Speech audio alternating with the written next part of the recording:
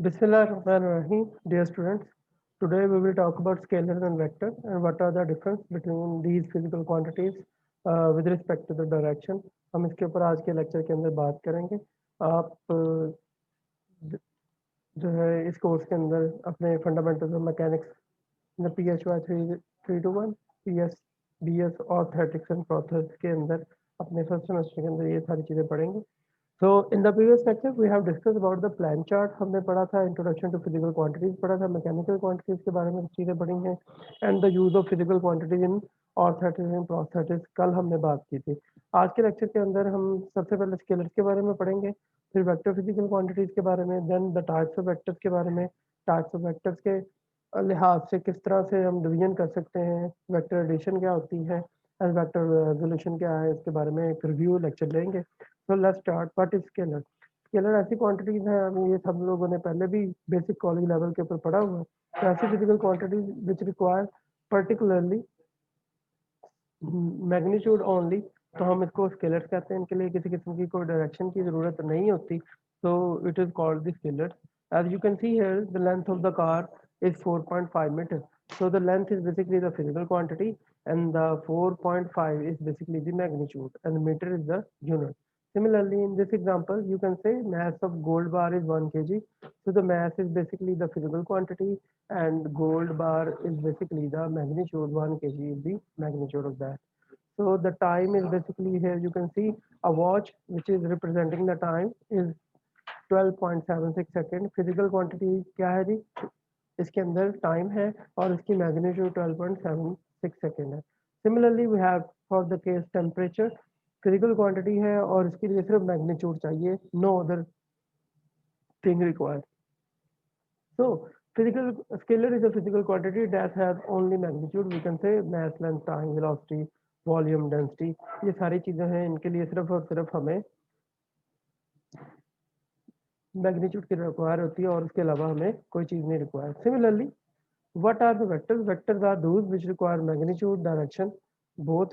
So let's suppose we have a straight, as you can see here, let me down this here. So you can see here, here is the California state, here is the North California. So you can want to designate the position of the North California from North California is 36 kilometre in west. तो इसके अंदर आप देख सकते हैं कि जब भी हमने किसी पोजीशन को एक्सप्लेन करना है तो फिजिकल क्वांटिटी पोजीशन होगी, तो इसके लिए हमें दो चीज़ें चाहिए. आपको 36 किलोमीटर 3600 किलोमीटर भी बताने होंगे, साथ में ये भी बताना होगा either it is on west है, नॉर्थ है, ईस्ट है, तो उस हवाले से ये डायरेक्शन भी रिक्वायर होगी. Similarly you can see here displacement. So USA to China, how much the displacement is. So displacement एक physical quantity है. USA to China is 11,600 kilometer in east. So you can see here we need magnitude as well as direction for the such physical quantities. So vector quantity is a physical quantity that has both the magnitude and the direction. Position, displacement, velocity, acceleration, momentum, and the force are general examples of this these quantities. So let's suppose let's suppose here the representation of a vector, how we can represent a vector. तो उसके हवाले से हम कैसे ये सारा कुछ कर सकते हैं. तो लेट्स स्टार्ट. कोई भी वेक्टर जो है उसके दो हिस्से होते हैं. We have a tail here and we have a head here and it is also located by the particular direction, and the length of the arrow is basically designate the magnitude of the vector. So symbolically it represents by the arrow over the side, या फिर आप इनके symbols को bold कर सकते हैं या इन symbols के नीचे लाइन लगा सकते हैं, तो तब भी ये बताया जा सकता है कि ये आपके पास वेक्टर क्वांटिटी की रिप्रेजेंटेशन है. अपर एरो से भी हो सकता है, हाफ एरो से भी हो सकता है, इसी तरह सिंगल सिंगल लाइन से भी किया जा सकता है. ये सब कुछ है. तो in a very simple way we can say that a vector is represented by a arrow head, जिसके अंदर टेल जो है वो उस वेक्टर की स्टार्टिंग पॉइंट को बताती है, एरो जो है उस वेक्टर के पर्टिकुलरली टर्मिनेटिंग पॉइंट को बताता है, एंड थीटा जो है उस वेक्टर की डायरेक्शन को बताएगा, and the magnitude, the arrow की जो लेंथ होगी वो उसकी मैग्नीट्यूड को एक्सप्लेन करती है. So we can say here just like there are represented by single capital vector letters. For example यहाँ पे आपने देखा है डिफरेंट तरह के वेक्टर्स को रिप्रेजेंट करने के लिए डिफरेंट तरह के लेटर्स चाहिए होते हैं, A B P, all these things. So similarly we have for the particularly हम मैकेनिक्स के अंदर पोजीशन को आर वेक्टर से रिप्रेजेंट करेंगे, वेलोसिटी को वी से रिप्रेजेंट करेंगे एंड फोर्स को एफ से रिप्रेजेंट करते हैं. So what are the types of vectors on the basis of orientation. Directions के लिहाज से कितनी तरह की टाइप्स हैं, आइए वो देखते हैं. वेक्टर जो है वो पैरेलल भी हो सकते हैं और एंटी पैरेलल भी हो सकते हैं, यू कैन सी है. सो वेक्टर जो है उस हवाले से हमारे पास जो है पैरेलल वेक्टर्स हैं. Two vectors are said to be parallel vector if they have same direction. So A is parallel to B, you can see है, and P is parallel to Q. दोनों की डायरेक्शन जो है, दोनों arrow head जो है वो same direction में है. दोनों के दरमियान अगर आप एंगल बनाने की कोशिश करें तो दोनों का एंगल एक जैसा होना चाहिए, तो आप इसको पैरेलल डायरेक्शंस कह सकते हैं. Equal vector, parallel direction vector जो है are said to be equal if they have the same magnitude. For example उनकी डायरेक्शन भी पैरेलल होनी चाहिए, साथ ही साथ उनकी मैग्नीट्यूड भी बराबर होनी चाहिए, तो आप फिर किसी दो पैरेलल वेक्टर्स को इक्वल वेक्टर कह सकते हैं. For example, A vector is equal to B and P vector is equal to Q. So they are both the parallel and equal vectors. Similarly, anti-parallel vector, two vectors are said to be anti-parallel vector if they are in opposite direction. A is opposite to the B and P is opposite to the Q. So you can say these are the anti-parallel. और anti parallel vectors के अंदर इनके दरमियान जो बनने वाला angle होता है डेट इज 180 डिग्री, और उस हवाले से ये 180 डिग्री के लिहाज से एंगल्स के हिसाब से एस्टिमेट किए जाते हैं. Anti parallel vector are said to be negative vector if they have the same magnitude. तो आप देख सकते हैं इक्वल वेक्टर्स का ही रेसिप्रोकल है. अगर ए वेक्टर जितना है, अगर उसका मैं रिवर्स ले लूँ बी वेक्टर, तो वो ए का नेगेटिव वेक्टर होगा. तो it is similarly for the case of P and Q, the P is equal to minus Q. collinear vectors. So the two vectors are said to be collinear if they act along the same line. तो एक ही line पे है, आप देख सकते हैं A है और B है, दोनों एक लाइन के ऊपर है. So they are exactly lie on the same line of action, you can say. तो उस हवाले से A और B क्या होंगे जी, collinear होंगे. और जिस तरह P और Q है, ये दोनों एक दूसरे के बैक एंड्स के ऊपर है, तो आपके पास ये क्या है जी, ये भी collinear है, बिकॉज तेरा इनका जो लाइन है एक्शन का वो सेम बन रहा है. Co-initial vectors. Two or more vectors are said to be co-initial vector if they have common initial point. अगर आप देखें तो सबकी टेल्स जो है वो कॉमन है. अगर सबकी टेल्स कॉमन है तो इसका मतलब वो इनिशिएट एक जगह से ही हो रहे हैं, तो इसका इनका जो कॉमन पॉइंट है इनिशिएट होने का वो सेम है. So that's why they are called common initial vectors. और यहाँ से ए वेक्टर आ सकता है, this is called B vector, C vector and D vector. Similarly इसी का ही रिवर्स कर दिया जाए तो वो क्या कहलाएगा, को टर्मिनस वेक्टर होगा. Two or more vectors are said to be coterminous vector if they have the common terminal point. तो यही वाले अगर ये सारे के सारे एरोज एक जगह पे इकट्ठे हो रहे हैं तो इट्स मीन सारे वेक्टर्स एक जगह पे आके खत्म होते हैं, और खत्म होने को हम टर्मिनेट होना कहते हैं. सो दैट्स व्हाई को टर्मिनस का मतलब होगा एक ऐसे वेक्टर जो सारे के सारे आपस में एक जगह पे आके टर्मिनेट हो जाते हैं, खत्म हो जाते हैं, उन्होंने को टर्मिनस मेथड कहेंगे. जैसे कि ए बी सी डी सारे एक जगह पे आके एंड हो रहे हैं. कोप्लेनर वेक्टर्स, दो two or more vectors are said to be coplanar vector if they lie in the same plane. For example ये हमारे पास एक प्लेन है जो बॉक्स बनाया मैंने, आप देख सकते हैं बॉक्स का कोई ना कोई एरिया होगा, एक्स की डायरेक्शन है, ये वाई की डायरेक्शन है फॉर एग्जांपल. तो सारे वेक्टर जो है वो एक्स वाई के ऊपर ही वाक़ हैं, तो इसका मतलब ये एक ही प्लेन का हिस्सा है, तो इसको हम क्या कहेंगे, कोप्लेनर वेक्टर कहेंगे. नॉन कोप्लेनर वेक्टर्स कौन से होते हैं जी, ऑब्वियसली नाम से ही जाहिर है ऐसे वेक्टर्स होंगे जिनकी एक प्लेन ना हो, वो सारे के सारे एक ही प्लेन पे वाक़या ना हो, तो हम उसको क्या कहेंगे, नॉन कोप्लेनर कहेंगे. प्लेन से मुराद है दो डायरेक्शंस का मल्टीप्लाई होना, जस्ट लाइक एक्स और वाई का, वाई और जी का, या फिर जेड और एक्स का. आप इस फिगर के अंदर देख सकते हैं कि इस क्यूब के अंदर आपके पास ये नीचे वाला बेस है, ये एक साइड है प्लेन बनती है, एक ये साइड बन रही है, एक साइड वाली बन रही है. तो आप देख सकते हैं कि ए है अलहदा से पड़ा हुआ है, बी अपनी एक पर्टिकुलर डायरेक्शन के ऊपर फ्लाई करता है, और सी अलहदा से फॉल करता है. तो ए बी और सी जो है वो सारे के सारे डिफरेंट वेक्टर्स हैं और एक डिफरेंट डायरेक्शंस के ऊपर ओरिएंटेड है. तीनों जो है वो अपने लिहाज से किधर है, वो डिफरेंटली ओरिएंट किए हुए हैं, और ये उस हवाले से आपस में क्या है जी, को नॉन कोप्लेनर वेक्टर्स बना रहे हैं. So the types of vector on the basis of effect, और इफेक्ट के लिहाज से कौन कौन से वेक्टर्स अवेलेबल हैं। So we have polar vector, vectors having straight line effect are called polar vectors. Displacement, velocity, acceleration, force, ऐसे vectors हैं जिनका स्ट्रेट लाइन इफेक्ट होता है, हम उसे पोलर वेक्टर्स कहते हैं। Displacement, velocity, acceleration and force है। आपके पास similarly axial vector, vector having rotational effect are called axial vectors. ऐसे वेक्टर्स जो है वो रोटेशनल इफेक्ट्स रखेंगे जो कि एक्सियल कहलाएंगे। फॉर एग्जांपल जिनके अंदर रोटेशन इन्वॉल्व है, फॉर एग्जांपल एंगुलर मोमेंटम है, इसके अंदर आर क्रॉस पी होता है। एंगुलर वेलोसिटी है omega is equal to R V. As you can see angular acceleration है, टॉर्क है, आर क्रॉस एफ होता है। तो उस हवाले से ये वाले जो वेक्टर्स होंगे हम इन्हें क्या कहेंगे, एक्सियल वेक्टर कहेंगे, और ये रोटेशनल इफेक्ट रखते हैं। तो वेक्टर एडिशन के मुताबिक ज्योमेट्रिकल मेथड कौन कौन से हैं। ऑब्वियसली वेक्टर को ऐड करने के बहुत सारे तरीके हैं। उन तरीकों में से जो है पहला method that is called geometrical method. Geometrical method जो है वो बड़ा सिंपल है कि फॉर एग्जांपल हम इसको ज्योमेट्री के डिफरेंट शेप्स के साथ से सॉल्व करने की कोशिश करते होते हैं। फॉर एग्जांपल आपसे ये पूछा जाए इजिप्ट से यमन और यमन से ईरान तक का जो टोटल डिस्टेंस है या टोटल डिस्प्लेसमेंट है वो कितना है, तो उस हवाले से आप देख सकते हैं यहाँ पे फिगर मैप के ऊपर कि ये ए वेक्टर रिप्रेजेंट किया जा रहा है, बी वेक्टर रिप्रेजेंट किया जा रहा है। तो इसका जो रिजल्टेंट लिया जा सकता है वो एक फिगर है, उसका पार्ट वो बता रहा है कि यहाँ से लेके यहाँ तक एक और लाइन ड्रॉ की जा सकती है जो बताएगा इजिप्ट से ईरान तक का एक्चुअल डायरेक्ट डिस्प्लेसमेंट कितना है। तो उस हवाले से ये जो वेक्टर है ये आपको एक रिजल्टेंट इफेक्ट दे रहा है कि एक पाथ ये है कि आप पहले इजिप्ट से यमन डिस्प्लेस होते हैं, फिर यमन से ईरान डिस्प्लेस हो रहे हैं। तो ये अदर रूट है। एक डायरेक्ट रूट ये है कि आप इजिप्ट से डायरेक्ट ईरान जाते हैं, तो उसके अंदर आपके पास कौन सी डिस्प्लेसमेंट होगी, टोटल कितनी होगी। तो you can see here by drawing these two vectors exactly in other page, you can say इस वेक्टर को हमने उठाया और उठा के हम इधर ले आए, फिर इस वेक्टर को हमने उठाया और जिस डायरेक्शन में जिस तरफ था ये आप देख सकते हैं कि इसको उठा के हम इधर ले गए। इस तरह से वेक्टर को एक जगह से दूसरी जगह लेके जाना इज कॉल्ड वेक्टर ट्रांसलेशन।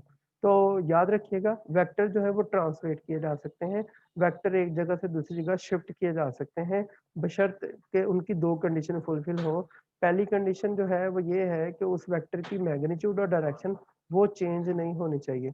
तो उस हवाले से हमारे पास ये है ए और बी जो है इनकी ट्रांसलेशन हमने करके इधर ले आए हैं, और इनका जो डायरेक्ट डिस्टेंस ये डिस्प्लेसमेंट बनता है, सॉरी, वो क्या होगा, वो सी वेक्टर के तौर पे है। तो आप देख सकते हैं ये जो फिगर ज्योमेट्री की बन रही है it is called basically the triangle. तो that's why this is called the triangular law, जो ये बताता है कि ए और बी साइड पता हो तो आप सी साइड कंप्यूट कर सकते हैं। तो उस हवाले से ये ट्रायंगुलर लॉ जो है वो होल्ड कर रहा है। सो सिमिलरली पैरेललोग्राम के लिहाज से देखा जाए तो पैरेललोग्राम जो है वो आप देख सकते हैं कि ये एक पैरेललोग्राम बनती है। आपने एक वेट लटकाया, दो स्ट्रिंग्स है, ये tension A force B force ये टेंशन इफेक्ट्स हैं, ये इसका वेट है उस हवाले से।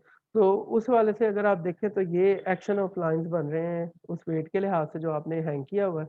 तो a vector actually this is the a vector translation, यहाँ से उठा के हम यहाँ ले गए, ये बी यहाँ से लेके यहाँ तक हम ले आए हैं, और उस हवाले से ये ए और बी आ जाएगा। तो इस हवाले से आपके पास भी सिमिलरली इस बी का अगर रेप्लिका बनाना है तो ये बी डैश बनाया हुआ है, अगर ए का रेप्लिका बना रहे हैं तो ये ए डैश के हिसाब से बना देंगे, आपने कटिंग वाली या डॉटेड लाइन के हिसाब से देखा हुआ है। तो आप देख सकते हैं कि ये वाली जो मिडल वाली लाइन है ये आपको क्या बता रही है, ए और बी का सम बता रही है। तो ये किस बेस पे बताया जा रहा है, पैरेललोग्राम की बेस पे, that's why it is called C is equal to A plus B है। तो ये पैरेललोग्राम लॉ आ जाएगा। इसी तरह आप देख सकते हैं कि अगर आपने किसी व्हील के ऊपर लगने वाली फोर्सेस का टोटल सम निकालना है या टर्निंग इफेक्ट निकालना है तो वो किस तरह निकाला जा सकता है। तो here is we have A B C and D. तो आप इसी तरह इनको फर्स्ट ऑफ ऑल क्या करना शुरू कर दें, प्लेस करना शुरू कर दें। ए की डायरेक्शन जो है आप देख सकते हैं मैंने उठाया है और इधर ले आया हूँ, बी की डायरेक्शन यहाँ से हमने उठाई है और इधर ले आए, एग्जैक्टली उसी डायरेक्शन के पैरेलल है। सी एग्जैक्टली उसी तरह इसके पैरेलल आ गया, डी जो है वो इधर आ गया। तो ए बी सी डी। और तरीकाकार क्या होगा जी, आपने पहले वेक्टर की टेल से शुरू होना होता है और लास्ट वाले वेक्टर के हेड तक पहुंचना होता है, जिसको आप हेड टू टेल रूल भी कहते हैं। तो एक्चुअली ये सारे लॉज के अंदर हेड टू टेल रूल लगेगा। हेड टू टेल रूल लगाने से हमारे पास जो टोटल वेक्टर्स है वो इन चारों का सम एक क्लोज शेप में बन रहा है, और वो क्या है जी, आप देखें तो ये पॉलीगॉन शेप बन रही है। तो it is called the polygon law. E is equal to A plus B plus C plus D के हिसाब से हो जाएगा। तो in the same way commutative property भी जो है वो वेक्टर्स के अंदर होल्ड करती है, और इससे भी हम एडिशन कर सकते हैं, that is the C is equal to A plus B और B is plus A is equal to C. तो ये एक दूसरे का रिवर्सिबल प्रोसेस है, तो एडिशन ऑफ वेक्टर्स के अंदर कम्यूटेटिव लॉ भी होल्ड करता है। एसोसिएटिव प्रॉपर्टी भी इसके अंदर होल्ड करती है। एसोसिएटिव प्रॉपर्टी ये होती है D is equal to A plus B plus C can be taken as कि किसी दो वेक्टर का सम करके किसी में ऐड कर दें, या फिर जो आपके पास इंडिविजुअल सम किया है उसको किसी में ऐड कर दें, तो दोनों का आंसर हमेशा सेम रहेगा। एज यू कैन सी कि हमारे पास तीन वेक्टर है, ए प्लस बी प्लस सी कर ले, तो पहले स्टेप में ए प्लस बी कर ले तो तब भी जवाब सेम होगा। अगर आप बी प्लस सी करके ए में ऐड करते हैं तो तब भी आंसर सेम आएगा। तो it is called the associative property और associative law of vector. Subtraction जो है बहुत इजी है। अगर आपके पास यू कैन सी है this is the head to tail rule. A vector है, ये ब्लू वाला बी वेक्टर है, और ये ब्लैक वाला इसका रिजल्टेंट है, जो पहले के हेड से टेल से शुरू होता है जी और दूसरे के हेड तक जाता है। So it is called the A plus B. तो उस हवाले से ये आपके पास A plus B vector resultant आ रहा है। तो आप देख सकते हैं कि इसका जो रिजल्टेंट है वो ए प्लस बी है। अगर आप ए माइनस बी कंप्यूट करना चाहते हैं तो बहुत ईजी वे है कि आप बी की जो डायरेक्शन है वो क्या कर दें जी, रिवर्स कर दें, तो इसकी डायरेक्शन क्या हो जाएगी आपके पास, रिवर्स हो जाएगी। तो ए माइनस बी, इसकी डायरेक्शन हमने रिवर्स कर दी, नीचे की तरफ आ दी, और उस हवाले से ये बी माइनस जो है उस हवाले से आपके पास क्या आ जाएगा, ये नीचे रिवर्स हो जाएगा। तो we have here this form. तो इसका जो रिजल्टेंट लेंगे पहले वेक्टर का की टेल दूसरे वेक्टर का हेड, तो आपके पास क्या बनेगा, ए माइनस बी की फॉर्म में बनेगा। तो the subtraction of B from vector A is defined as addition of vector minus B. so we can take it as a minus b is equal to a plus minus b. Similarly, we can add vectors by analytical method, और analytical method कौन कौन से हैं जी, उसके मुताबिक अगर देखा जाए तो आप देख सकते हैं एनालिसिस करना होता है, और ये आपके पास रिजल्टेंट इफेक्ट के लिहाज से हो सकते हैं। एनालिटिकल मेथड वो है जी, आपके पास दो तरह के वेक्टर हैं, for example we have vector P Q, और आप इस क्यू को एक्सप्लेन कर पैरेलल वे में अंदर ट्रांसलेट किया हुआ है, और यहाँ पे भी पी जो है वो ऊपर डैश फॉर्म में अब हमने एडजस्ट कर दिया, तो यहाँ पे आपके पास क्या जी, एक पॉलीगॉन बन रही है, और इसका जो रिजल्टेंट है पी की टेल से स्टार्ट करके सी की हेड तक जा रहा है। तो ये एक यू कैन से ये आपके पास क्या रिजल्टेंट आ रहा है, R is equal to, you can see है कि ये आपके पास टोटल बनता है जी, R is equal to P plus C. But in this case, we are not using any other method. We want to solve it analytically. तो हम क्या करते हैं, हम अपने से एक फर्ज कहते हैं कि AM एक राइट एंगल ट्राइंगल बनाने की कोशिश कर रहे हैं कि P के अंदर एडिशनल AM ऐड कर दिया है, और CM तक हम एक वर्टिकल लाइन ड्रॉ कर दी है ताकि इसकी वैल्यू निकाली जा सके। तो R की वैल्यू किस तरह निकाली जा सकती है, क्योंकि हमें C नहीं पता। तो इस ट्राइंगल को आप सॉल्व कर सकते हैं। We have two triangles for this one, O C और एम वाली ट्रायंगल है एक हमारे पास, और एक हमारे पास ट्रायंगल है जी सी ए सी और ओ वाली। जाहिर बात है हमने ओ सी एम इसलिए लिए कि राइट एंगल ट्रायंगल है, पैथागोरस थ्योरम लग सकता है। अदरवाइज ओ ए सी वाली ट्रायंगल के ऊपर पैथागोरस थ्योरम नहीं लगता, तो इस हवाले से ये नहीं हो सकता। तो O C M is equal to O C square plus O M square plus C M square. तो ओ सी स्केयर जो है, O C square is equal to O M square plus C M square. तो O C square तो same वैसे का वैसा result रह गया। तो ओ एम जो है इसको हमने दो हिस्सों में तकसीम कर सकते हैं, डिवाइड कर सकते हैं, ओ ए प्लस ए एम। तो हमने ओ एम की जगह क्या कर दिया जी, ओ ए प्लस ए एम पुट कर दिया, और प्लस सी एम स्केयर ये वाली वर्टिकल जो आपकी हाइट है इसको हमने ऐड कर दिया है। तो यू कैन सी है we have A plus B square formula plus C M square. so you can take it as So you can take it as O A plus AM plus CM square. So A square plus AM square plus 2 OA multiplied by AM. So O square OA square 2 OA plus A multiplied by AM plus AM square plus CM square. तो उस हवाले से OC square is equal to OA square plus 2 OA multiplied by AM plus AC square। तो आप देख सकते हैं कि हमारे पास एक रिजल्टेंट टोटल वैल्यू आ गई है। ओ ए स्केयर तो हम पी लिखा जा सकता है, पी स्केयर जैसा कि यहाँ पे दिया गया है। और इसी तरह यहाँ पे आर स्क्वायर लिखा जा सकता है। 2a OA जो है उस हवाले से जो है हमारे पास वैल्यू जो है उसको हम कंप्यूट कर सकते हैं। किस तरह से जरा देखिएगा। अब AM जो है वो हमने फाइंड आउट करना है और फिर उस लिहाज से हमने CM फाइंड आउट करना है। तो let's compute the first AM। तो cos थीटा वाली डेफिनेशन यूज की जा सकती है। If you take it as a small way Q, this is basically the Q। ये वाली AM नहीं पता हमें, तो उस हवाले से आप कह सकते हैं कि simply AM over AC is equal to cos theta की डेफिनेशन है। एंगल के सामने वाला जो है वो परपेंडिकुलर होता है, नीचे वाला बेस है, तो ये हाइपोटेनस है। तो cos theta for right angle triangle लिखा जाता है आमतौर पे बेस ओवर हाइपोटेनस। तो this is the base AM, hypotenuse AC है। तो आप लिख सकते हैं AM is equal to AC cos theta. तो उस हवाले से हमारे पास AM की वैल्यू निकल आई। AM की वैल्यू आप यहाँ पे प्लेस कर सकते हैं, AC कॉस थीटा आ जाएगा। तो आप देख सकते हैं कि AC जो है एक्चुअली Q था। तो you can write it as R square is equal to P square plus 2p multiply by Q cos theta plus Q square. और आप इसका रिजल्टेंट लेना चाहते हैं ना कि उसका रिजल्टेंट का स्क्वायर, तो यहाँ पे हम अंडर रूट ले लेंगे और P square plus 2pq cos theta plus Q square आ जाएगा। सो ये एक एनालिटिकल मेथड है जिसके तरीके से आपने रिजल्टेंट फाइंड आउट कर सकते हैं। सिमिलरली हम डायरेक्शन भी निकाल सकते हैं because we are interested with the direction of resultant alpha. तो अल्फा कैसे निकाला जा सकता है? बहुत सिंपल। आपके पास साइन थीटा की वैल्यू निकाली जा सकती है, कॉस थीटा की वैल्यू निकाली जा सकती है CAM से। लास्ट वाले हिस्से में हमने कॉस थीटा निकाल लिया हुआ है। अब साइन थीटा निकालने के लिए परपेंडिकुलर ओवर हाइपोटेनस करेंगे तो CM ओवर CA आ जाएगा या AC आ जाएगा। तो CM is equal to AC sine theta हो जाएगा। तो इन ट्राइंगल OCM आप इन दोनों को डिवाइड करके सॉरी, इन ट्राइंगल OCM आपके पास क्या आ जाएगा जी? OC is basically OM over OC। तो वो tan अल्फा आ सकता है। तो tan अल्फा जो है वो वहाँ पे उस लिहाज से होगा परपेंडिकुलर ओवर बेस। तो CM ओवर AM। तो CM जो है वो तो हमें वैल्यू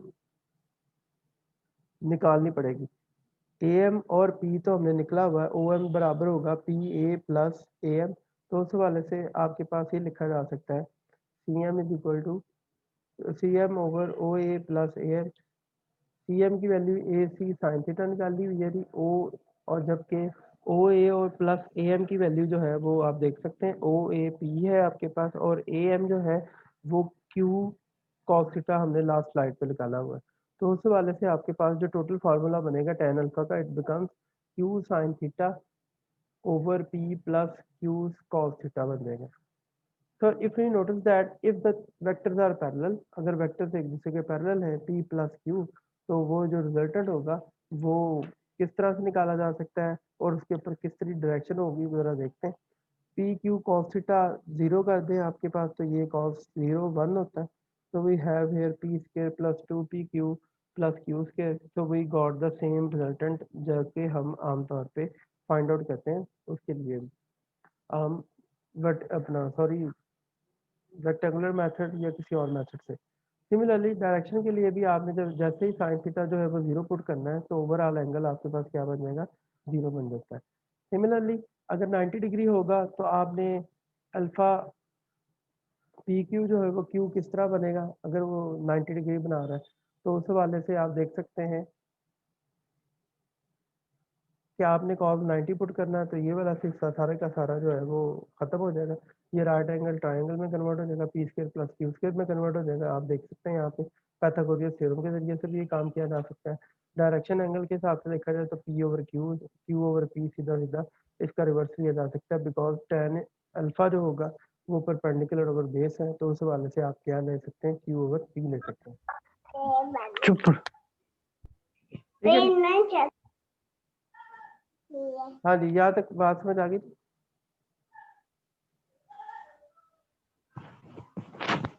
अच्छा जी,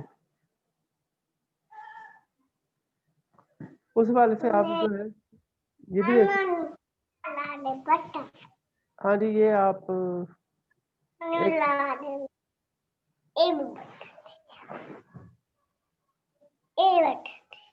जी इस वाले से आप यहाँ तक कर सकते हैं। ठीक knocked out जी यहाँ तक किसी का कोई सवाल हो तो हम यहाँ पे रोक रहे हैं, कोई प्रॉब्लम है उस हवाले से?